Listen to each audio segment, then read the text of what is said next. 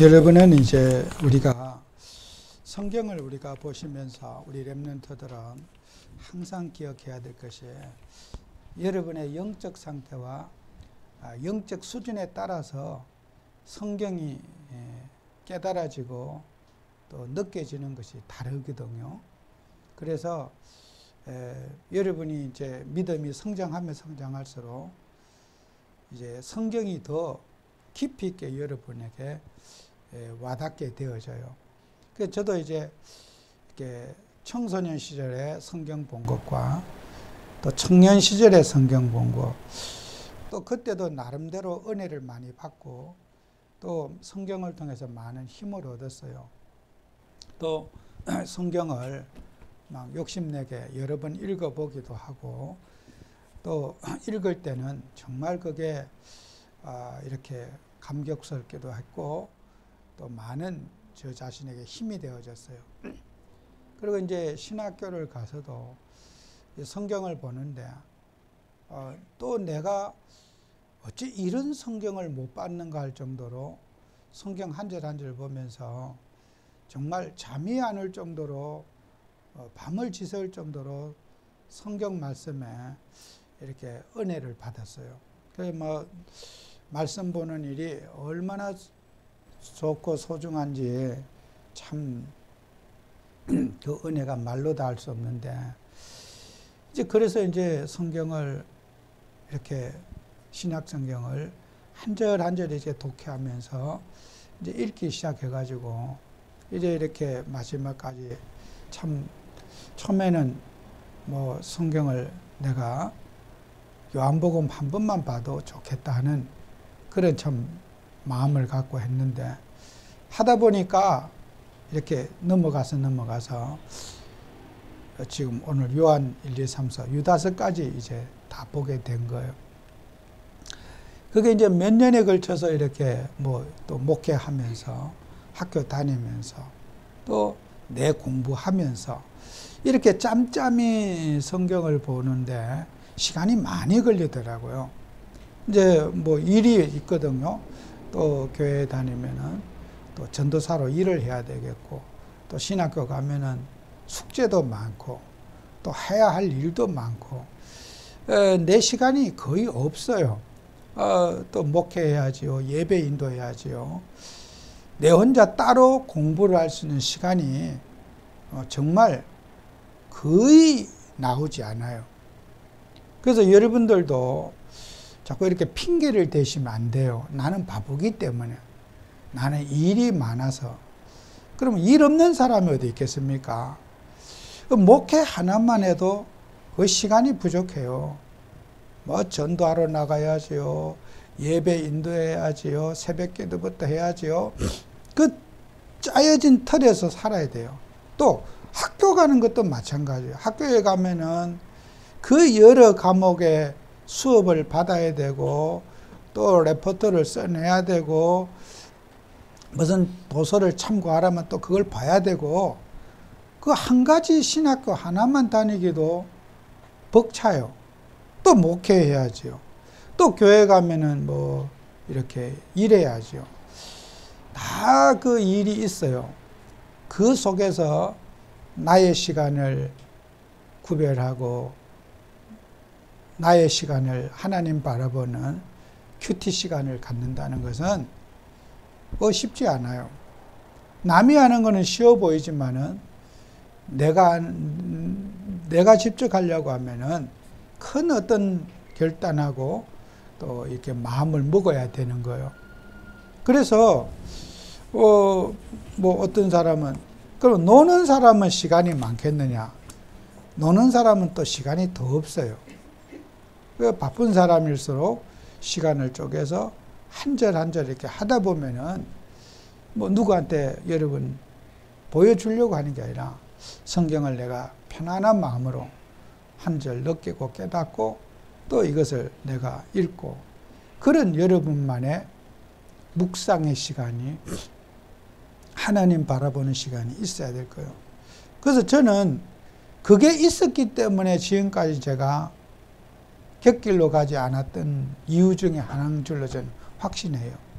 늘 말씀을 상고하고, 또 어떨 때는 제가 교육전도사 할 때는 막 그 교회 안에 운전기사가 어떤 문제를 일으켜가지고 이렇게 운전기사가 없어서 그 성합차 버스, 저기 그 아침에 운행하는 버스, 또 목사님 어디 집회 다니면은 차량을 목사님이 못 하셔요. 또 목사님 이제 개인 운전기사도 잠깐 했어요. 그 이제 기사가 오기 전에 기사를 또 구해야 되니까. 근데 여러분 기사하기 쉬운 거 아니에요. 목사님이 어디 가서 회의를 하거나 또 어디 뭐 식사를 하시거나 뭐 그럴 때는 예를 들어서 오전 내도록 정해진 게 없어요. 계속 차에서 기다려야 돼요. 그거 제가 그 운전 그 자가용 기사 하는 분들 그 장난이 아니에요. 만약에 불신자가 운전기사 자가용 기사 하는데 사장님이 방에 저 술집에 가서 술 먹고 있으면 새벽까지도 그 차 안에 기다리고 있어야 돼요. 그 언제 나올지 모르잖아요. 그죠? 사장이 술이 언제 술잔이 언제 끓여질지도 모르고, 그러면 술 딱 끝나고 나면은 입고 나올 때 바로 차가 딱 대기하고 있어야 돼요. 그죠? 그러려면요, 그 자가용 기사 정말요, 어떤 노동보다 그 정해진 게 없기 때문에 가자면 가야 되고 서라면 서야 되고 기다리라면 한없이 기다려야 되고, 그거 쉬운 거 아니에요. 근데 저는요, 그 빈 시간 있잖아요. 목사님 기다리는 시간. 어떨 때는 도로에 딱지 안 꺾이려고 차에 다 기다리고 서 있으면은 이게 막 가슴이 조마조마하죠. 언제 또 차 빼라 그럴까? 언제 몇 시에 나오신다? 이게 없거든요. 회의가 언제 마쳐야 될, 그것도 없지. 기약도 없이 탁 차에 앉아 있어야 하는데요. 한 번은요, 비가 막 앞뒤도 안 보이게 퍼붓는 거예요. 차 안에는 비가 안 맞잖아요. 그러니까 차 안에 가방에 있던 책을 꺼내가지고 책을 쫙 운전대에 펼쳐놓고 또 옆에 이제 목사님 앉는 좌석에 탁, 그때는 성경의 활자가 지금처럼 발달 안 돼가지고, 지금은 책이 굉장히 얇아졌어요. 이게 뭐 얼마나 이 글씨 활자체가 좋은지, 옛날에는요 종이가 두꺼웠어요. 활자도 컸어요. 그러다 보니까 뭐 원문을 보려고 하면요 그야말로 한 짐이 돼요. 막 진짜 어린 애들 들지도 못해요. 그 정도로 가방이 무거워요. 그러면 그런 책을 몇 권을 다 펼쳐놓으면요, 지금처럼 공부하기 좋고 자료 찾아보기 좋은 시대는 없어요. 지금 책 가져다닐 필요도 없어요. 제 이 핸드폰에 할라어 성경, 사전, 영어, NIV, 킹 제임스 버전 다 들어있어요. 그거 뭐 손가락만 터치하면 다 나와. 그러니까요, 책을 가지고 다닐 필요가 없는 시대라. 옛날에는 그 모든 책 어떻게 해요? 가지고 다녔어요. 사전까지 가지고 다녔어요.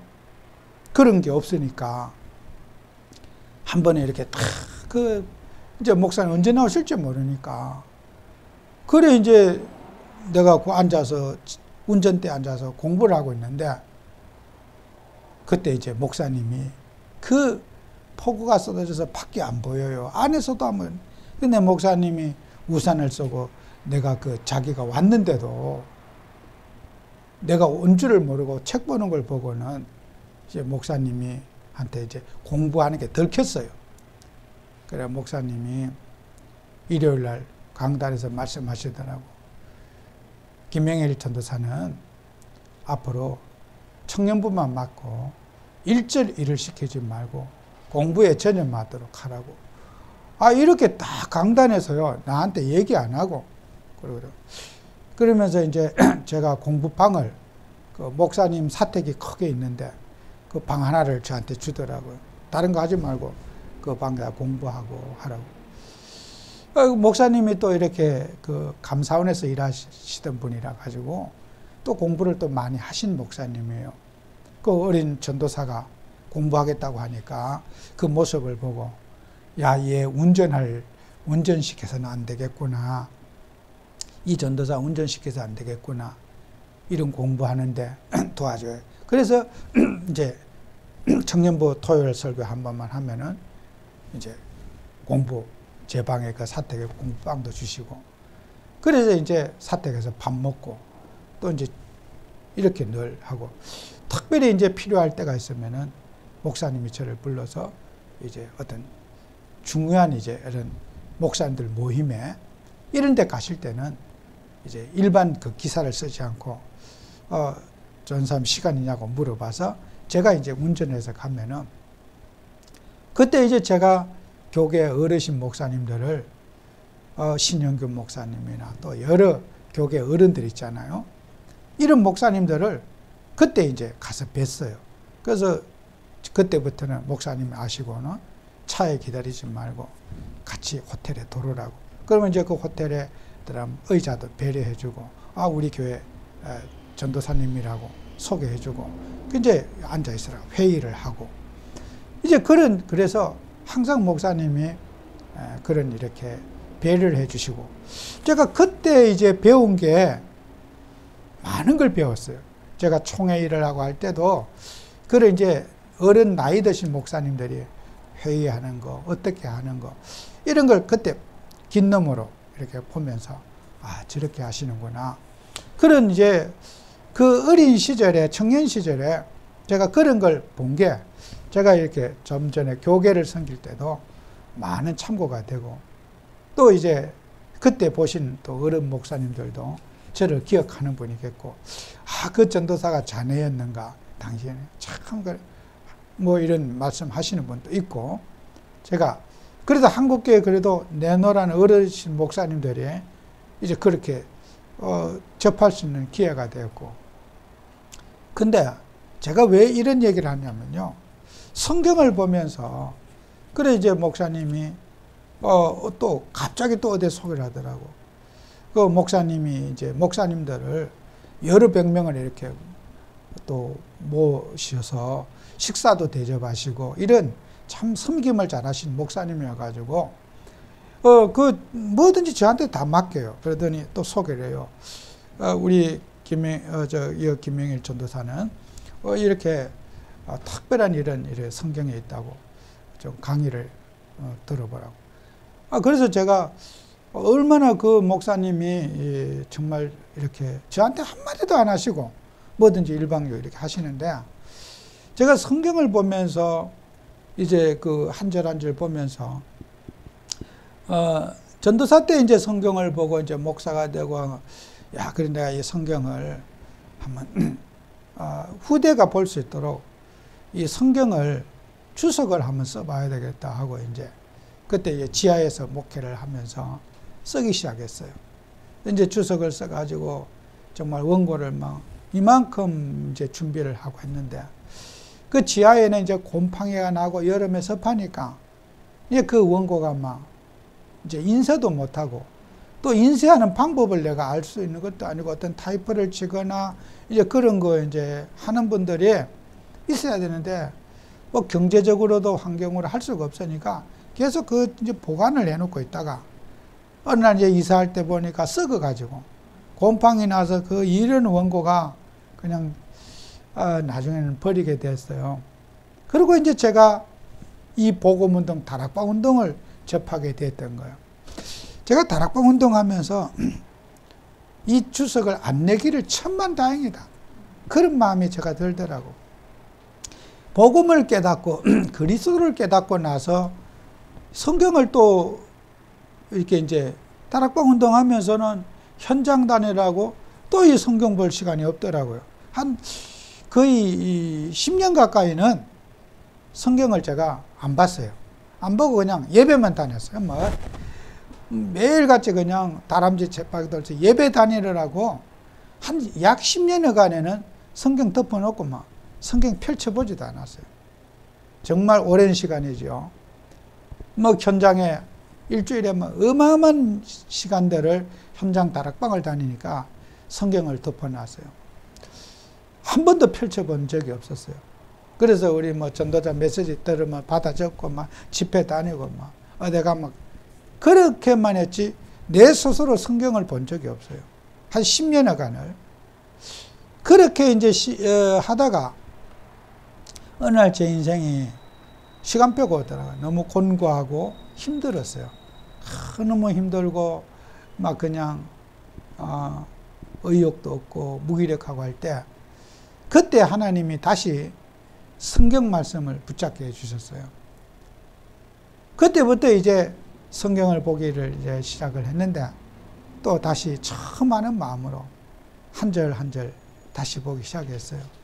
그래서 내가 죽기 전에 성경 한 번은 보고 가야 되지 않겠는가. 그러면서 다시 이렇게 이제 성경을 보기 시작해서 성경을 보다 보니까 한 절 한 장 한 장 한 절 한 절 넘어가다 보니까 또 한 번을 이렇게 다 보게 됐어요. 얼마나 제가 참 뿌듯한지. 그래 또 이제 한 번 보고 나서 또 이제 할 게 없더라고요. 이거 한 번 다 봤으니까 뭐 하겠어요. 또 다시 봤던 걸 또 보기 시작했어요. 그렇게 보는데 이게 이상한 게요. 볼 때마다 내가 벌써 이 세 번째 이걸 보는데 이걸 왜 못 봤지? 왜 이걸 내가 왜 몰랐었지? 첫 번째 봤을 때는 내가 제일 잘한다고 교만해가지고 내 위에 사람 없는 줄 알고 막 기구만장했어요. 저 딴에는 겸손하다고 겸손하려고 노력을 많이 했는데 막 지금 생각 너무 교만했던 거예요. 내가 아는 성경. 그런데 두 번째 볼 때 내가 그때 책을 써냈으면 이 졸작을 어떻게 될 뻔했냐 싶고요.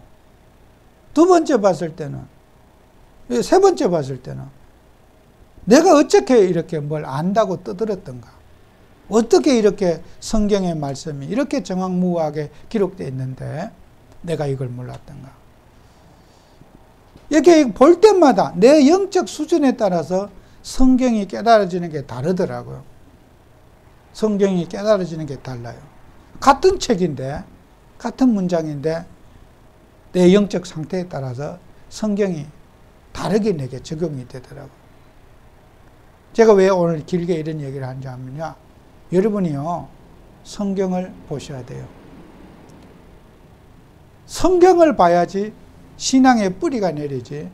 여러분이 성경 안 보시면 모른다, 난 성경 모르기 때문에 안 본다, 모를수록 성경 읽어보세요. 이거는 그래서 제가 이번에도 이렇게 러시아를 비롯해서 8개국의 그 학생들과 또 이렇게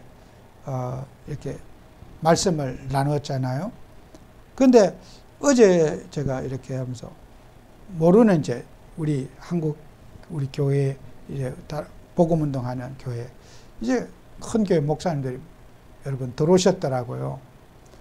이제 그 영상 시간에 어떻게 소문을 알고 벌써요 목사님들의 그런 생각, 설교를 누가 어떻게 했다 그러면 막 소문이 확 퍼져요. 응? 그러니까 막 어제는 모르는 분들이 전혀 관계 많이 좀 오셨어요. 들어와서 이제 메시지를 끝까지 다 이제 참여하시고 들으셨어요. 우리가 복음을 가진 하나님 자녀들은요, 이게 뭐 안 된다 이런 수준 하면 안 돼요. 계속 꾸준하게 내가 말씀이 힘이 되고 은혜가 될 수 있도록 내가 만들어야지. 뭐 나는 못한다, 그거는요 인생을 포기한 사람이에요. 안 될수록 보시고 안 될수록 하면요 결국 이 성경이 어떻게 해요? 우리의 기준이 되는 거예요. 그래서 제가 그 성경 때문에 누구 눈치 안 보고 제가 설교할 수 있는 거예요. 제가 호주에도 부탁했어요. 어제 전에 전화 통화해서 본인만 듣고 또 성도님들에게 전달하지 않도록 해라. 왜? 선교사님들에게 먼저 선교사님이 소개를 하고 해야지 그게 교회에 잘 되지. 성도들이 어디 가서 은혜 받다 그러면은 선교사님들이 마음에 상처받을 수 있다. 지혜롭게 뭐든지 선교사님 마음에 상처가 되지 않도록 신중하게 뭐든지 해라고 제가 이렇게 지시를 해줬어요. 또 호주 집회를 하더라도 성도들이 은혜 받는 것보다 선교사님들이 힘을 얻을 수 있도록 해라. 기준은 선교사님입니다. 선교사님 마음에 낙심을 주거나 상처를 주는 일을 하면 안 된다. 뭐든지 나는 그걸 놓고 기도하고 있다. 그렇게 해서 호주 집회가 선교사님들이 힘을 얻고 위로받을 수 있는 그런 호주 집회가 되도록 준비를 차분하게 해봐라. 우리가 하나님의 일을 하면서요, 이렇게 우리가 복음을 똑같은 복음이지만은 이게 이제 여러분의 지적 수준에 따라서 설교를 각자가 들리는 게 다 다를 거예요. 또 이 자리에 목사님이 계시면은 목사님이 들리는 성경의 이해와 여러분의 이해는 또 달라요. 같은 설교지만은 또 신학을 하신 목사님들이 이해하는 제 설교와 또 여러분이 듣는 것과는 달라요. 똑같은 설교인데 여러분의 수준만큼만 알아듣지 목사님이 알아듣는 수준을 여러분이 알아들을 수가 없어요. 불가능해요. 그 목사님들이 왜 그런 반응이 일어나느냐 여러분이 이해 못할 거예요. 그뭐 우리는 잘 못 느꼈는데 어디 목사님들이 그렇게 큰 교회 목사님들이 뭐 때문에 토요일날 바쁜 시간에 그렇게 들었을까? 그 개척교회 조그만 교회 설교 목사님을. 그렇지 않아요. 여러분이 듣는 것과 신학을 하신 분과 또 성경에 지식이 있는 분들이 성경을 들었을 때와 이 정리되는 게 달라요. 그래서 함부로 판단하시면 안 돼요. 내 기준을 갖고 남들도 이렇게 들었겠지 이렇게 생각하면 안 돼요. 교회는 각자가 느끼는 게 다 다르고 각자가 깨닫는 게 다르기 때문에 내가 느꼈다고 요대로 느껴야 된다. 그거는요 완전히 정말 틀린 소리예요. 내가 느낀 거 있고 또 다른 사람은 이렇게 느끼고 어떤 사람은 그래요. 교만해가지고 목사님 그런 설교하면 나는 괜찮은데 다른 사람이 시험 들지 않냐고. 그건 다른 사람의 문제라. 다른 사람이 시험 들고 안 들고 내가 신경 쓸 일이 아니고 그 사람에게 하나님이 주신 메시지요. 설교 듣다 시험에 들어도 그 사람에게 주는 메시지지 내만 은혜 받으면 되지 다른 사람을 위해서 내가 그런다고 본인만 시험 안 들면 돼요. 그 교만해서 그러는 거예요. 그게 그거는 영적 세계를 몰라서 그러는 소리예요. 다른 사람이 시험 들든 말든 내만 은혜 받으면 돼요. 목사님 그런 말씀 하시면 딴 분들이 시험 들지 않느냐고. 그 시험 드는 그 사람 하나님도 알아서 하실 일이에요. 내만 시험 안 들면 돼요. 내만 은혜 받으면 돼요. 그러면 우리 남편이 시험 들지 않냐고. 남편이 문제지 내 문제 아니라니까. 목사님이 그런 예화를 하시면은 그렇게 아니에요. 예화는요 이해되는 사람도 있고 안 되는 사람도 있고 그게 무슨 중요한 것도 아니에요. 그래서 여러분들은 여러분의 영적 상태만큼 이해하지. 목사님 그러면 앞으로 목사님 큰 교회 되면 어떻게 할 겁니까? 그런 식으로 해가지고 그러면 큰 교회 그때 돼서 문제고 지금 문제 안 되면 문제 안 되는 거예요. 미리 문제될 걸 미리 생각하고 염려하고 관리하려고 목사님을 관리하려고 하면은 그 교만한 거예요. 하나님이 그런 사람 가만히 놔두는 경우가 없어요. 반드시 하나님 버릇 고쳐요. 저는 지금까지 목사 만들려고 하는 사람 반드시 교만한 걸 꺾어내려고 봤어요. 여러분도 하나님이 만들어 가시고 목사도 하나님이 만들어 가셔요. 우리 목사님 큰 교회 목사님 만들어야 되겠다. 그렇게 교만한 인간이 어디 있어요 세상에. 그거는 교만이 머리 꼭대기에 올라앉는 사람이에요. 그거는 말로 해서 안 될 사람이라 몽둥이로 다사야 될 사람이라. 그런 사람 하나님 그런 사람 인격적으로 말로 안 가르치고 몽둥이로 가르쳐줘요. 그런 거는 그 정도로 교만하면 목사님 만들어야 되겠다. 목사를 내 인생도 내 마음대로 뭐 하면서 목사를 만들 수 있어요? 그러면 교회 중직자 되면 목사 만들려고 우리 목사님 떠도 곤치겠다고 그래. 같이 시험 들면 결국 떠도 곤치려는 사람이 이제 일찍 못 살고 죽어버려요. 저 그런 거 참 많이 봐요. 그 좋은 마음을 하죠. 목사님 고쳐갖고 훌륭한 목사님 만들겠다. 아니 중직자가 뭐 교회 다니면서 막 악한 마음으로 한 건 아니거든요. 정말 좋은 마음으로 목사님 고쳐갖고 바르게 고쳐갖고 훌륭한 목사님 만들어야 되겠다. 아니 중직자가 막 참 어느 교회 장로님 그런 마음, 자기 딴에 착한 마음으로 했는데 그 이제 하나님 앞에 이제 정말 대단하게 얻어 터질 그런 인생이 된 거예요. 그리고 나중 하면 이제 막 둘이 원수가 되고 막 갈 때까지 가는 거죠, 그죠? 평신도 같으면 교회 나가는데 또 이렇게 교회 중직자는 안 나가 끝까지 붙어서 목사님과 싸워요, 대립하고. 그러니까 이제 갈 때까지 가는 거예요. 제가 어느 우리 교회 안에 다른 여기서 어떤 경우에도 목사님하고 대립하지 마시라고 간곡하게 부탁했어요. 목사님하고 대립하거나 목사님하고 맞서거나 그렇게 하지 마세요. 그거는 어떤 경우에도 그거는 손해봅니다. 왜 교회 다니면서 그런 감정에 이끌리지 않도록 정말 주의하시고 또 가족들에게도 항상 그런 역할을 해주세요. 내가 사랑하는 가족들이니까 저하고 예배드리는 사람들이니까 잘되게 하고 복받게 해야 될 거 아니에요? 맨날 목사님하고 감정사기하고 있으면은 그 본인이 얼마나 영적인 타격을 입겠습니까? 그래서 여러분들은 이런 부분들을 잘 마음속에 기억해서 말씀 속에서 나를 세우고 또 내 영적 상태와 수준에 따라서 말씀이 다르게 들린다는 거 꼭 기억하셔야 돼요. 그죠? 처음 오시는 분도 또 말씀하는 은혜를 주시고 또 여러분에게도 주시고 정말 무식한 사람에도 은혜 주시고 하여튼 각자에게 하나님은 그 사람의 눈높이에 맞게 한 말씀을 다 하나님이 적응해 주시니까 여러분은 하나님을 대신할 수 없지 않겠습니까? 그래서 우리가 간단히 이 말씀 한번 보도록 하겠습니다.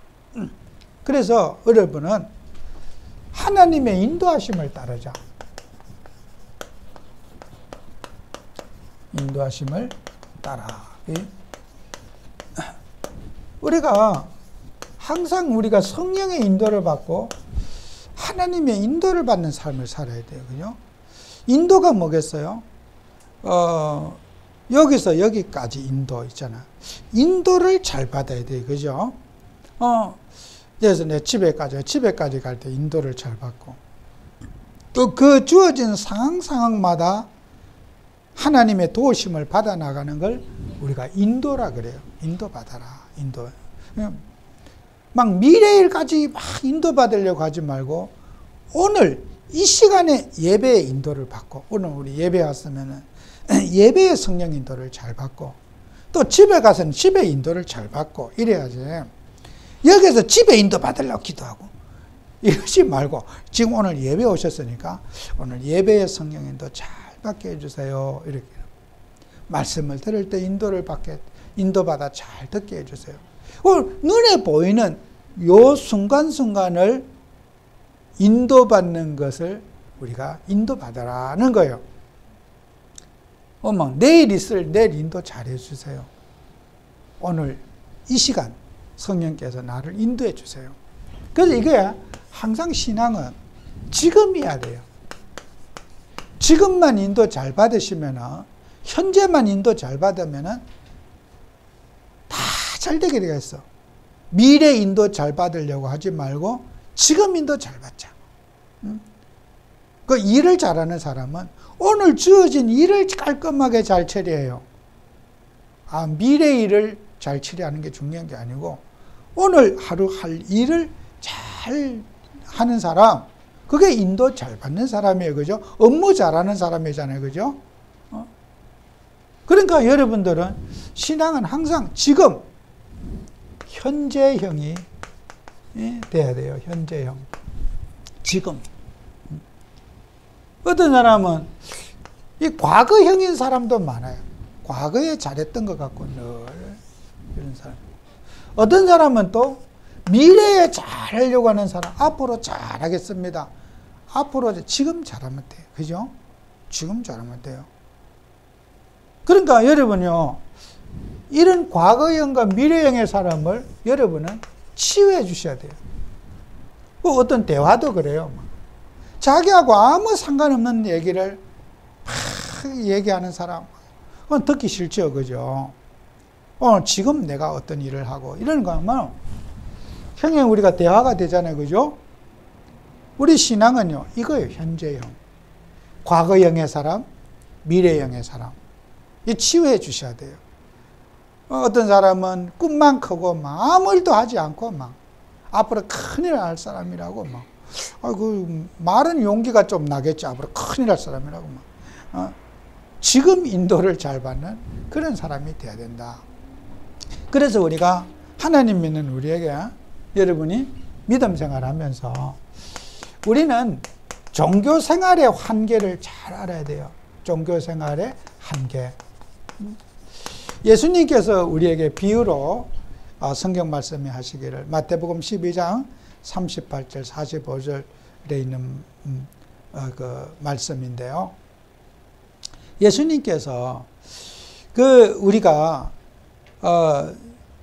비고 소대된 집에 수리됐거늘 45절에 이에 가서 저보다 더 악한 귀신 7을 데리고 들어가서 거하니 그 사람의 나중 형편이 전보다 더욱 심하게 되었다 그랬어요. 이 말이 이 종교 생활이라고 하는 것은요, 그러니까 비고 소재되었다. 이 말이 무슨 말이겠어요? 깨끗하게 청소했는데 집을 막 도배도 하고 막 깨끗하게 했었는데 이 집에 문이 딱 열리보니까 너무 깨끗해. 여기에 주인이 없는 거야. 주인 없는 깨끗한 빈집. 거지가 돌아다니다가 집 나온 거지가 잘 데가 없어갖고 뭐 역에도 자고 어디 남 밑에 지하에 입구에 들어가서 추워서 자고 하다가 어느 우연히 들어가 봤더니 그 집에 깨끗한 도배해놓고 보일러 틀어놓고 막 너무 깨끗한 집이야. 좋아가지고 집만 들어가지 않고 거지 친구들 동네 몽땅 데리고 내가 집을 발견했다. 저 빈집 있다. 저 빈집 가자. 여러분요, 비고 소재된 집에 주인이 없으면요, 이거 완전히 막 거지떼들이 샥 다 몰리는 거라. 막 확 나갔던 그 거지만 들어오는 게 아니고 거지가 전도를 해가지고 거지 친구들 다 전도해서 다 데리고 오는 거예요. 거지가 거지 데리고 오는 걸 전도라 그래요. 그죠? 우리는 예수님을 믿게 하는 게 우리 예수 믿는 전도고, 거지가 거지 친구 데려오는 거 거지 전도예요. 그죠? 전도. 거지도 전도자예요. 그죠? 막 거지도 막 이반젤리스트에 막 데리고 다니는 동네 아는 거지들 막 봐라, 내가 좋은 집 있다. 우리 같이 가서 자자 막. 그래가지고 거지가 나왔던 그 집에 친구 거지들이 가득 비고 서던 중에 7 귀신이 돈다. 그 뭐예요? 우리가요, 바르게 살고 윤리, 도덕 이런 거 다 붙잡고 여러분이 막 깨끗하게 우리가 바르게 산다고 해놨는데 이 집에 우리가 윤리, 도덕 그게 인생이라. 그리스도가 없으면은, 그리스도가 없는 참된 주인이 없으면은 지금 형편이 나중보다 더 어려워진다는 거예요. 그래서 교회를 다니면서도 복음 모르고 착하게 바르게 살아야 이런 집안에 영적 문제가 심각하다는 거예요. 왜요? 우리 인생의 참된 주인 그리스도가 있어야 되는데 그리스도가 없으면 가짜 주인 이게 사탄 마귀가 집안에 버글버글하다는 거예요. 우상 숭배하고 귀신 숭배하고 이런 집안에는 귀신이 완전히 떡을 친다는 거예요. 복음 없는 신앙생활, 그리스도 모르는 행위, 전부 다 사단에 완전히 밥이되는 거예요. 그래서 갖가지 질병, 재앙, 저주가 이런 복 없는 집안에 계속해서 반복되게 일어나는 거예요. 그래서 여러분 막 불교에 막 아주 독실하게 다니는 그런 사람들 이렇게 보면, 제가 그 우리나라 정치인 가운데도 추미애라고 하는 여자 정치인이 있거든요. 그 별명이 추다르크라더라고요. 추다르크. 아주 싸납고 전사같이 생겼어요. 남자들이 보면은 여자의 냄새가 하나도 안 나고 깡패처럼 보이고, 걷는 것도 막 깡패 같고, 여사가 좀 얌전하게 걷고 이래야 되는데 막 걷는 것도 이렇게 걷고 막 어떤 뭐 남자 알기를 우습게 알고 그래요. 그래서 내가 저 사람이 분명히 추다르크가 내가 모르는 상처를 많이 받아서 저런 사람이 됐을 거다. 저는 전도자의 눈으로 보는 거예요. 뭐 정치 제가 얘기하는 거 아니에요. 저 사람이 왜 저런 이런 정말 싸나운 사람이 됐는가? 저 사람의 숨은 상처가 있을 거다. 저 사람이 그냥 부모님 밑에서 좋은 환경에 자라서 학교 다녀서 저렇게 법관 됐으면 저렇지 않다. 분명히 자라는 환경이 상처 속에 있어가지고 저런 모습이 나타날 거다. 그러니까요. 제가 그 내역을 인터넷 다 조사를 해봤어요. 이 추다르크, 추미애 이제 그 뭐 장관도 하고 뭐 했잖아요. 근데 저 해보니까 그러면 그렇지. 이 집안의 영적 문제. 아주 독실한 이제 불교인이더라고 이 사람이. 재앙과 저주가 힘들어 갖고 절에 매달리는 사람이더라고.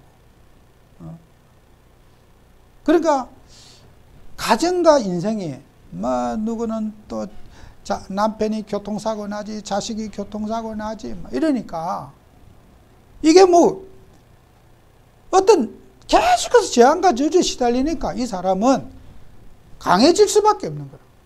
그죠? 여러분, 그 행동이 그런 식으로 사는 사람이, 평범하게 사는 사람이 그런 행동 안 합니다. 근데 뭔가 살아오는 배경에 많은 상처를 가진 여자란 말이에요. 그래서 강하고 아주 막 독하죠. 그죠? 그러니까 우리가 이렇게 복음 없이 뭘 열심히 살다 보면은 결국은 사단 문제로 인해서 재앙과 저주에서 못 빠져나오는 거라. 막 열심히 살고 착하게 살려고 하는데 인생이 꼬이다 보니까 악해지고, 그죠? 7 귀신이 더 갖다 붙어가지고 보통 사람보다 더 악해지고 악랄해지는 이런 문제가 된 거예요. 저 사람은 하나님 만나지 않으면 이 7 귀신을 해결할 수 없겠구나. 바르게 착하게 살려고 그토록 노력했건만은 자기 인생은 악해져. 또 그 사람이요, 늘 그래. 눈물이 많대요. 본인 스스로. 늘 울고 눈물이 많대. 행동은 그렇게 또 막 그런데 여린 여자야. 인간이야. 그냥 눈물이 많고. 남들은 모르죠. 남들 앞엔 독해갖고 눈물을 감추고 강한 거 보이지만은 속은 연약한 여자예요. 그죠? 이런 거 보면 복음의 눈으로 막 굉장히 안타깝고 불쌍하고, 저 사람 복음 전해서 저 사람 치유해 줘야 되는데,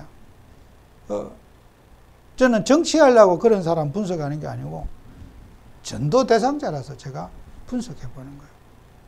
그래서 여러분들이 신앙생활 하면서 우리 예수 그리스도가 인생의 주인이 돼야지 이런 저주와 재앙에서 해방받는 거예요. 그리스도가 주인이 안 되면은 다가오는 재앙을 막을 수가 없는 거예요. 아무리 열심히 하고 바르게 하고 주의를 해도 이건 막을 수가 없어요.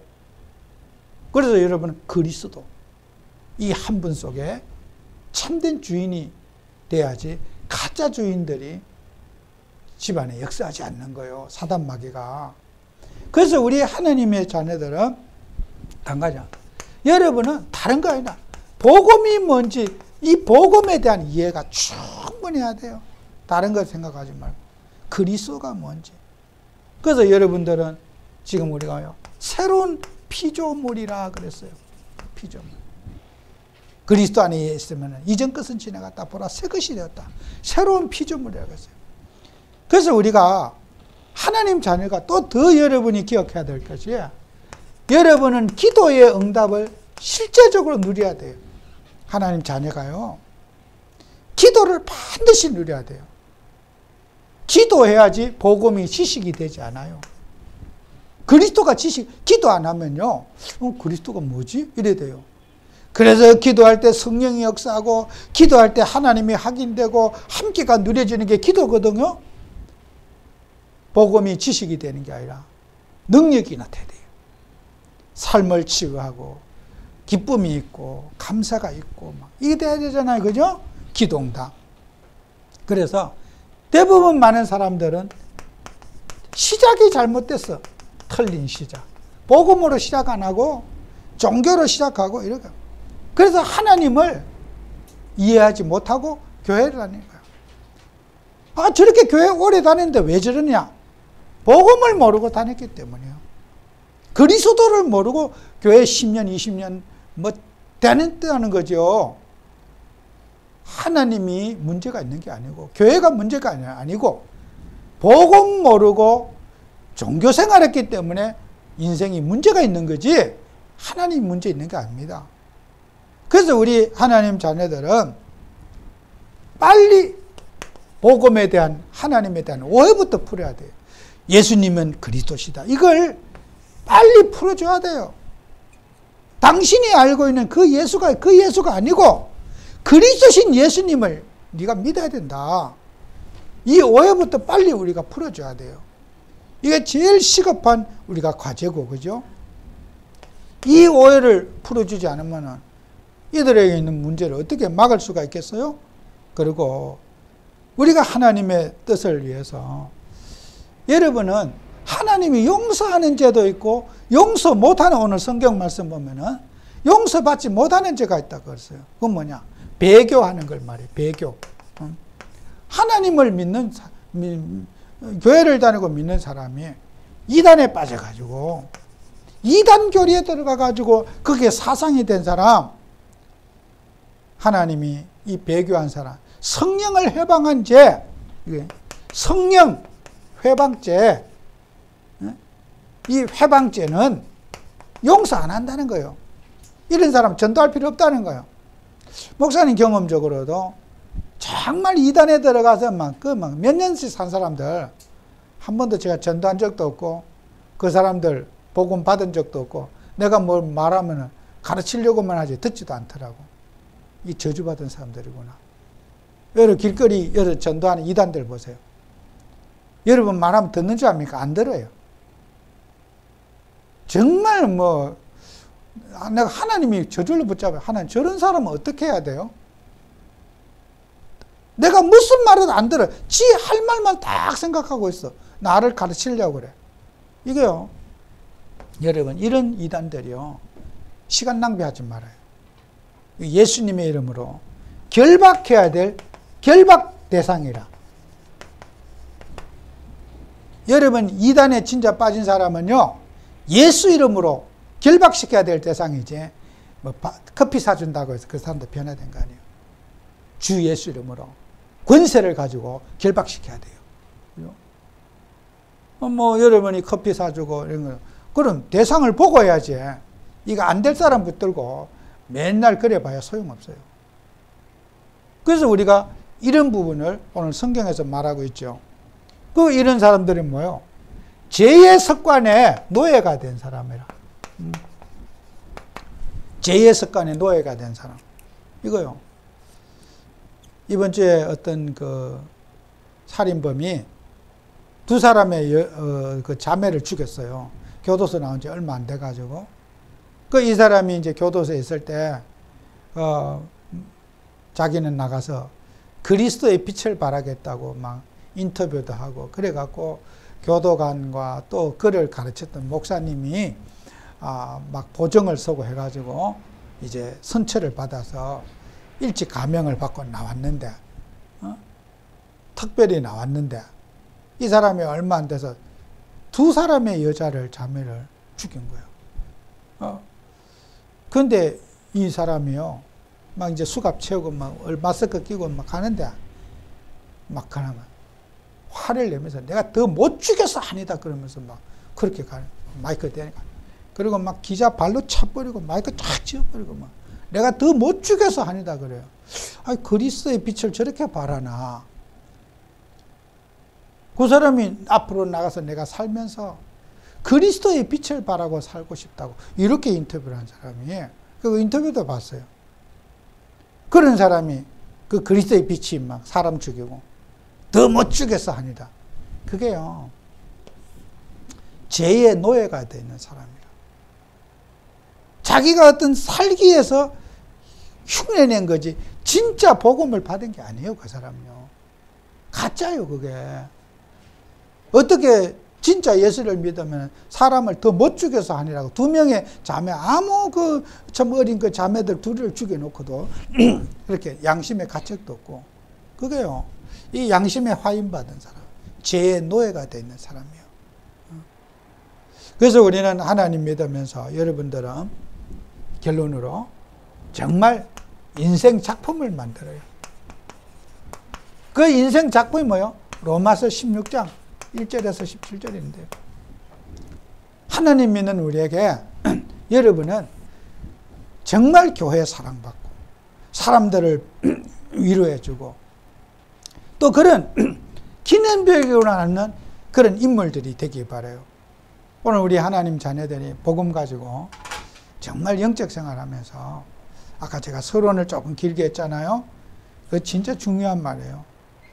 나만의 영적 생활, 나만의 큐티 생활을 꼭 누리시는 그런 여러분 되시기 바랍니다. 기도합니다. 주님 은혜에 감사합니다. 우리 종들에게 하나님이 은혜를 주셔서 정말 말씀을 따라 살아가는 증인들 되게 하시고 매 순간순간마다 성령 인도를 받는 그런 일꾼들이 되게 해 주옵소서. 예수님 이름으로 기도드립니다. 아멘.